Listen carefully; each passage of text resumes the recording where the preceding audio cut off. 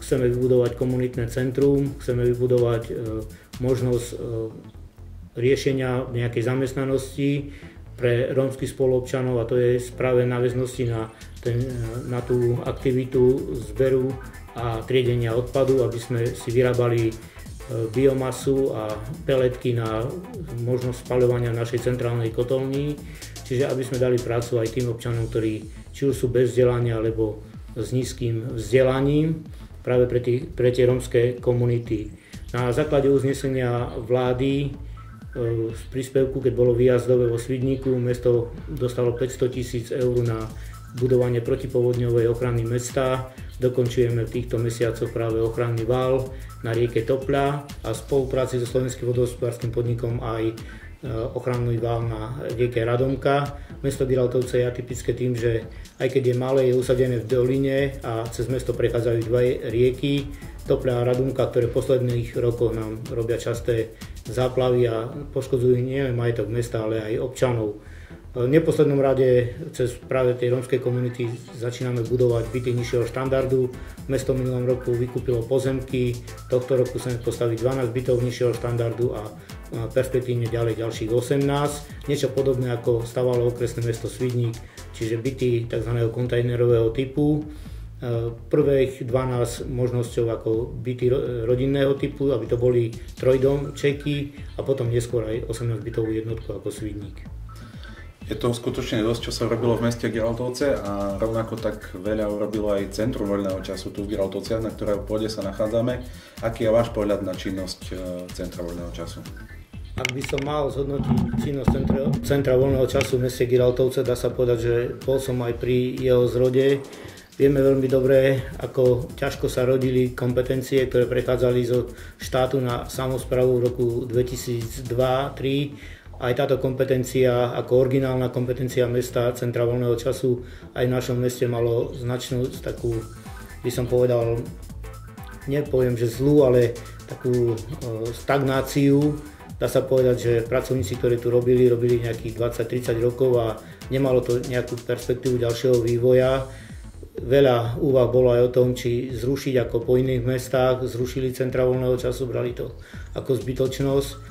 V našom meste sme tých 4-5 rokov vydržali a stále sme hovorili o tom, že tie centra majú opodstatnenie, že tie deti potrebujú vypnúť, aby po skončení vyučovacieho procesu išli do iných priestorov, aby neostávali areály základných škôl, ale aby išli do nových priestorov, aby sa netúlali po uliciach, netúlali po sídliskách, aby mali zmysluplnú naplnenú činnosť aj po obedňajších hodinách, ale aj hlavne možnosti centra voľného času nielen v mimoškolských aktivitách, ale aj počas víkendov a hlavne prázdnin.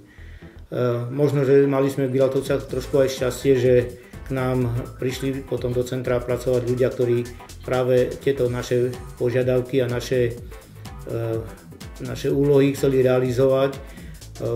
Spomeniem tu bývalý pracovník, už dneska nebohý, pán Igor Novák, ktorý tu trošku začínal to rozbehovať, potom pani Sušinková, ale neskôr po výberovom konaní, asi pred 6 rokmi, keď tu prišiel za riaditeľa pán magister Janovok, myslím si, že Centrum voľného času značne ožilo a ukázali sme deťom, ako sa dá plniť voľný čas mimo areálu školy, v úplne nových priestoroch, zrekonštruovaných, spravených. Ale hlavná vec, čo bolo, že poskytli sme im aj iné netradičné možnosti, nielen to, či už to bolo nejaký prírodovedecký krúžok, alebo rybársky, alebo čo, ale aj úplne nové aktivity, ktoré najviac oslovili práve nielen žiakov základných škôl, žiakov stredných škôl, ale aj mnoho ďalších občanov mesta, ktorí začali s centrom aktívne spolupracovať. Nedá mi nespomenúť už 10 rokov trvajúcu mestskú volejbalovú ligu, neskôr futbalovú ligu, ktorá si našla spústa priaznivcov a do týchto aktivít sú zapojené nielen školy, ale aj množstvo občanov v rámci mesta, ale aj širokého okolia. Veľmi dobre fungujú ďalšie aktivity v meste, úplne nové, či už to bol hokejbal, či už to bol silový trojboj, ale aj možnosti, ktoré sa v Centre voľného času vybudovali, či už sú to malé telocvične pre práve fitness centra, pre možnosti zabezpečenia dneska tak potrebné pre ženy, či už to bol aerobik, alebo teraz najnovšie zumba, ale aj všetky aktivity mimoškolské, ktoré sa zabezpečujú cez rôzne krúžky, divadelná sala v našom meste a možnosť, tanečný odbor, literárno-dramatický. To všetko dávalo šancu, aby tí žiaci zmysluplne využívali svoj voľný čas. Centrum voľného času v našom meste je zásluhou pracovníkov, ktorí fakt sa tomu venujú nielen, dá sa povedať, mimo času svojho voľného, ale aj cez tie víkendy, pretože je to odluka od rodín a prakticky starajú sa nám o deti, tedy keď sú ešte rodičia v práci a nie každý má babku a možnosti zabezpečiť si nejakú tú ochranu. Toto je aktivita, ktorú v našom meste značne kvitujeme a že to robíme v centre dobre, značí aj to, že sa nám počet členov rozšíril už nielen pre naše školy, ale aj školy zo širokého okolia, aj v rámci blízkych základných, či už základných alebo stredných škôl nášho okresu, ale aj mimo okresných miest ako z Medzilaboriec, Hanušovce a tak. To svedčí ako vizitka o tom, že tú prácu robíme dobre a že je stále záujem o túto činnosť. V neposlednom rade žiaci majú možnosť sa prezentovať aj nielen v meste Giraltovce, ale úplne v širokej verejnosti a dá sa povedať, že aktivity, ktoré robíme, presahujú rámec okresu, kraja, ale aj celého Slovenska. Siloví trojbojári, myslím, že boli aj na majstrovstvách Európy a majstrovstvách sveta v Spojených štátoch amerických ako amatérski súťažiaci. Všetko to obnáša veľa práce práve pracovníkov Centra voľného času, ale aj spústa učiteľov a ďalších manažerov, ktorí v Centre voľného času tieto aktivity zabezpečujú. Takže Centrum voľného času má za sebou veľmi úspešné pôsobenie počas tých rokov. Aké sú vaše vízie do budúcna ako mesta a ako Centra voľného času v rámci spolupráce spoločnej? Veľa sa o centrách voľného času hovorilo už aj v médiách v rámci Slovenskej republiky. Bolo to pred 2 rokmi dosť veľa kritiky, že tí, čo prví zrušili Centra voľného času a vidia za tým len a len peniaze. Ja si myslím, že nie je to všetko tak.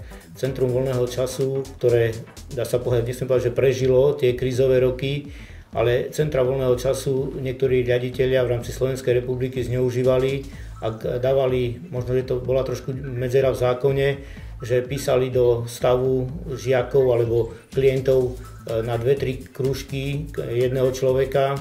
V našom prípade môžeme ubezpečiť, že každý člen, aj keď navštevuje 3-4 krúžky, je evidovaný ako člen Centra voľného času len raz. Je pre nás, je to chyba v školskom zákone, že žiak alebo študent sa stával tovarom a na neho sa napočítavali peniaze. Čiže tu v našom meste, v našom prípade je to, že každý jeden náš klient alebo náš žiak, študent je registrovaný raz a môže využívať všetky aktivity, ktoré v Centre voľného času, čiže či bude chodiť na 4-5 krúžkov alebo aké aktivity chce robiť, je na ňo iba jeden finančný príspevok. Vidím to tak, že aj keď sme naše Centrum voľného času za posledné roky zrekonštruovali, vybudovali, bola to bývalá materská škola a jasle, dneska je z toho pekný areál, ktorý má perspektívu ďalšieho rastu a verím, že aj nový minister, pán Čaplovič, zastaví rast nových centier voľného času, hlavne na báze súkromných, lebo tam už ten názov súkromné centrum voľného času hovorí o tom, že ide viac menej o tú ekonomiku a nie o to, aby sme deťom poskytli to, čo si zaslúžia, to, čo štát do nich dáva, aby vyšli vonku zo školského prostredia a venovali sa nielen učeniu, ale aj trošku spoznávania toho života z inej stránky. Pre nás má to význam ten, že sa deti venujú športu, hudbe, divadlu a mnohým ďalším aktivitám a nevenujú sa, dá sa povedať, chuligánstvu po sídlisku, drogám a všetko tie, ktoré nás krají na nich čakajú vonku.